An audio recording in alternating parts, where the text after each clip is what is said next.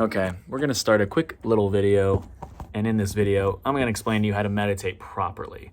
And I've spent a lot of time learning how to do this. I've studied with monks, I've done a 10-day meditation course, I'm getting my certification in mindfulness-based cognitive therapy, which is a theoretical practice, but currently, studies have been done, and I'm getting a certification in that. Side note, this is not a MAGA hat, all right?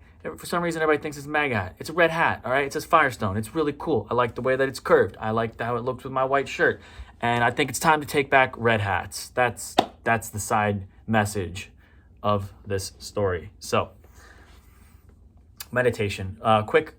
We're gonna quickly give you a quick table of contents so you can easily scrub around if you need to. Number one, we're gonna talk about what meditation is, why it's important, and then how we're gonna do it. 3 chapters to this video, however long it will be, we shall see. Because right now I'm just trying to hold this camera as long and efficiently as possible so you don't click away, and I can give this message to you in the best, easiest way possible to hopefully change your life for the better. Because I genuinely 100% believe, and it's been proven, that this practice will change your life. It will change your life for the better. It will eliminate, at least for what it's done for me, it stops me from wanting to do any sort of intoxicants. I don't really feel like the urge to drink anymore because I feel I'd rather just meditate. It calms me down. It stops me from, but I'm not even gonna get into all the things just yet. First off, what is meditation? Meditation is an age-old practice from the East that has been done for thousands and thousands of years. Similar to yoga, although some argue yoga is actually just getting you to a place where you can meditate. It is the journey of observing one's thoughts, feelings, sensations, and emotions. Now, there are different types of meditations. Some meditations are not what I just explained, but rather they're visualizations or manifestations. Some meditations are considered breath work, where you change the way you breathe to achieve a certain physical state. But the meditation that I'm speaking of is more of the, I guess, I don't know how else to, let's say a better word, I guess almost Buddhist form of meditation. I almost wanted to say like traditional, but meditation was around before Buddhism, so I can't say that. And I wanted to say simple, but it's not necessarily the most simple. I'm sure there are other ones that are just as simple that maybe I might not be familiar with. But in all descriptive terms, it is one of the oldest and it is one of the most simple. So, doing meditation is retraining your brain. That's kind of what I figured out. You are literally building new neural networks in your brain, changing the way that your brain functions. If you want to look at it from a scientific standpoint, you are literally changing the way your brain functions. It's awesome. It's incredible. What I love about meditation, and really a lot of Eastern medicine as well, is that it's very preventative, right? We're managing and mitigating an issue at the cause, not the symptom, right? The cause, not the symptom. For example, if you have stomach acid, should you be taking the omeprazole to lower your stomach acid, or should you be eating less acidic foods, right? Cause versus the symptom. Like working on the symptom, I have acid and I'm taking this pill to fix the symptom, or wait, here's the cause, let me stop eating acidic food and I don't even have to take a pill because I'm working on the cause. So that's what meditation is for me in many different aspects of my life. I have ADHD, it helps me with concentration. I have irritability, it helps me not be so irritable. I have overthinking thoughts, sometimes anxiety about my life, and it helps me at the root of these issues, not the symptom. It's really actually amazing that I could go and spend thousands of dollars on therapy to talk about my symptoms, but not attack the cause. And eventually you do get there in therapy, in my experience, but man, it's like you could save yourself a lot of time and money if you just put in the work and you learn the techniques properly. So meditation is the act of of observing your sensations. I kind of explained what meditation is to me, and now I'm going to explain why you should do it. Well, you kind of have already heard the reasons why you should do it. I guess I went a little out of order there. Yeah, everybody should do meditation. If you practice meditation consistently, what your life is going to look like is this. Here's some owls, for example, okay? This owl has not practiced meditation, and this owl does. Both of these owls are going down the road, and both of these owls have one person cut them off. This owl, who is not practicing meditation, feels fear, anxiety, and worry, and potentially anger. And all of those sensations are perfectly valid. But the difference is that he reacts to those sensations. He says, oh, I don't like this fear. I felt like I could have died. I'm going to be very upset because of what could have happened. Or I have an attachment to my pride, and how could this person cut me off and be so mean to me? How could they do this to me? And it turns into a very selfish experience, really, is what it is. And so they get very angry and they start shaking and vividly getting angry and seeing red. But this person over here who practices meditation has all those same sensations, but instead of reacting when those sensations occur, they stop for a second and they think, well, this was upsetting, and I do feel a little angry, and I do feel a little fear, and I do feel a little worry and a little bit of anxiety, but I'm not going to let it control me like this person did. I'm not going to react to the situation. I'm going to let these sensations be as they are, and they will arise as they have arisen, and they will pass just as all things do. Impermanence, anicca, the process of impermanence, Buddhist teaching. That's what happens. So in that experience, this person lets the feelings arise, they pass, and he says, okay, I'm good. I don't really have to worry too much about this anymore. That's the difference. If everybody meditated in the world, our world would be very different. Everybody's brains would be, like I said, reprogrammed and different to not react so much. The patterns that we develop from a childhood, such as anger, anxiety, fear, stress, worry, abandonment issues, like whatever the case may be. If we all meditated, we'd be able to be conscious of these patterns in our brains, these neural networks, and then consciously choose to not engage those patterns, right? Because every single time that you neuron fires, a neuron that's neurons that wire together, fire together, every single time that your neurons fire again and again, it's like creating a bridge and then repaving that bridge smoother and smoother. So that way that car can cross that bridge very easily. So if I have anger issues all my life, and every single time something spills on the ground, I freak out and I get angry, and I've created a neural network in my brain, and every single time that happens, I've repaved that, then that's a very convenient road for my brain to work on and shoot that neural network off, as opposed to maybe one where I don't get angry. So it's about how easy is it for your brain to trigger these patterns? And our goal with meditation is to create new ones that we want our brain to go to instead. And that's why you need mindfulness. This is why you need meditation. Because if I'm going in and I'm having that car scenario and I'm not mindful of my thoughts and I'm not actively working on building a new neural network, then I'm just going to go through the old neural network and get upset. But with meditation, you practice observing the thoughts. You practice, again, observing your thoughts, feelings, emotions, sensations. You practice them in the moment. Close your eyes, wait for the thought to come, realize you're thinking a thought, say, oh, there's a thought, and then you come back to your practice. This could be the breath, this could be feeling the ground underneath you. We'll get to that in a second. But when you do that in that moment, you're training and building a new neural network to come back to the present moment, to realize what's happening, to not be attached to your sensations, your feelings, your emotions, to realize that, yes, I am angry, but this will pass. I am angry, but it is not who I am. And this is kind of what you're doing on, I think, a more neurological level with meditation. So then when you go into the real world, that was dress rehearsal. Now you're here, you're performing the actual show. Someone stubs your toe, someone pushes you or someone does something mean to you without even necessarily them knowing. Even if they did, doesn't really matter. That's a later lesson.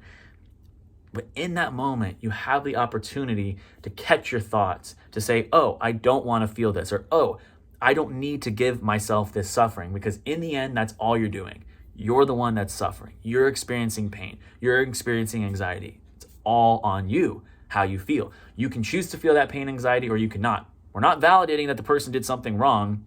We're not saying it was okay, but we're saying that we don't need to feel that pain internally. We can accept the situation as it is and say, wow, that was unfortunate. And I am going to speak with that person about what they did, in whatever scenario, if you want to do that. But I'm not going to let myself trip and somersault on this anxiety, on this anger, on this worry, and feel hours and hours of pain and suffering, but instead just be like, okay, that happened. And this is what meditation teaches you at like the most basic level. So you watch your thoughts, feelings, and emotions, like I said earlier. You close your eyes, okay? Step 1, get in a comfortable place.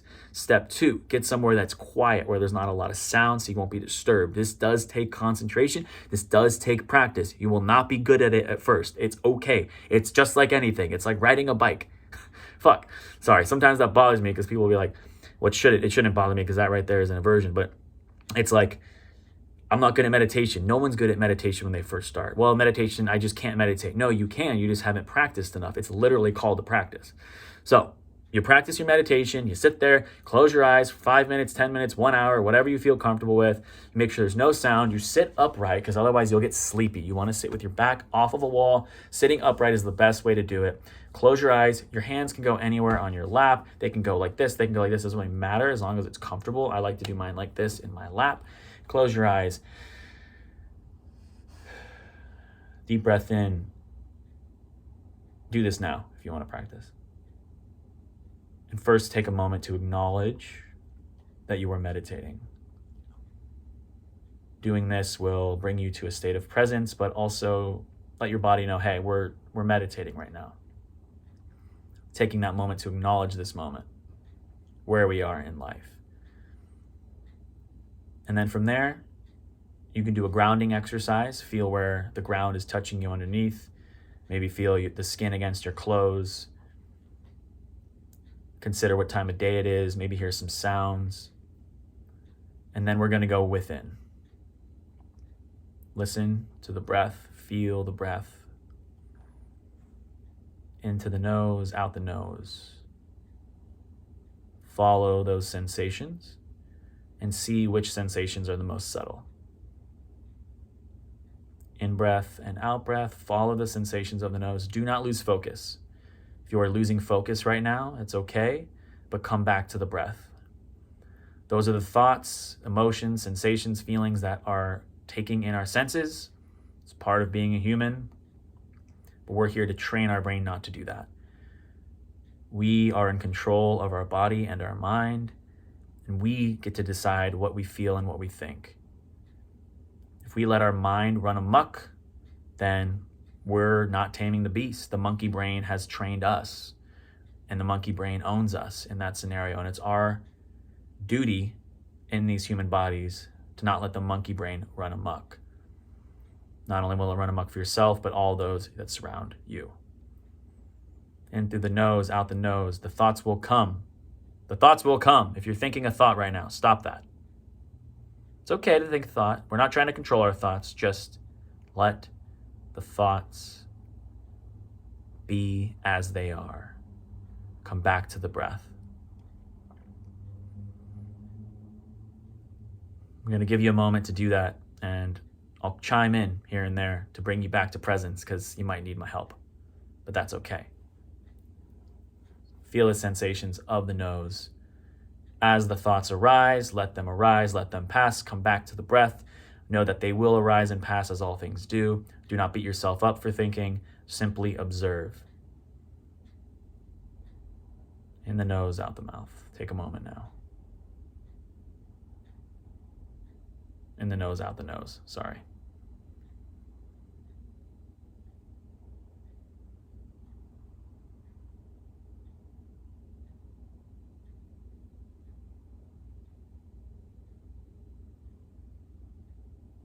Now a thought will arise. It's bound to happen. That's okay. Let the thought be there. Let the thought be there. Wait for the thought. If you're present right now, focusing on your nose and your breath, wait for the thought to come. Wait for it. You know it's going to come knocking. Just wait for it to come. And as soon as it does, push it away. Let it be. Let it fly away like a balloon. Don't hold on to the balloon. Just let it fly away. Congratulations, you just did a 3 to 5 minute meditation. If it's the first time, I'm very proud of you. If it's not, I'm still very proud of you. This is the practice. Every single time that you came back to your breath, you are practicing watching those thoughts, sensations, feelings, and emotions. Every time you do that, you're practicing. You're in the practice. And if you do that 5 minutes to 10 minutes a day for, I think it's something like 15 days, your life will change. I don't know the exact stat right now, but I guarantee you will notice a difference. Something will happen to you. You'll realize I'm just thinking a thought. I don't need to be thinking this thought. I don't need to feel this thought. I can let this thought be as it is. And you can stop your suffering. You can stop your anxiety. You can stop your depression. And I'm not saying anybody else is doing this. This is you. This is on you. I'm not saying that everybody is mentally fit enough to do this. I'm not saying that it's going to be easy, but I'm saying just like all things worthwhile, it will take some work. And it's not going to be a quick fix. It's not going to be a pill. I'm sorry to tell you. It's not going to be any of those things, but it will be infinitely better for you. There is no health risk. It is totally free. Meditation has changed millions of people's lives, and there are practices out there for many people. So I urge you, I implore you, I ask you to start a practice, to do it for yourself, to do it for your family members. It's such a beautiful thing. It's helped me so much tremendously. It's saved me in a lot of ways. Saved my relationships, saved myself, and I greatly respect the practice. So if you enjoyed the video, let me know. Subscribe for more content like this. This was just a winging it video. I'm not even going to edit this. I'm just going to upload it straight up. But I would love to hear thoughts. My goal is to share these experiences with you, share this knowledge, and take you along the journey with me and in my life.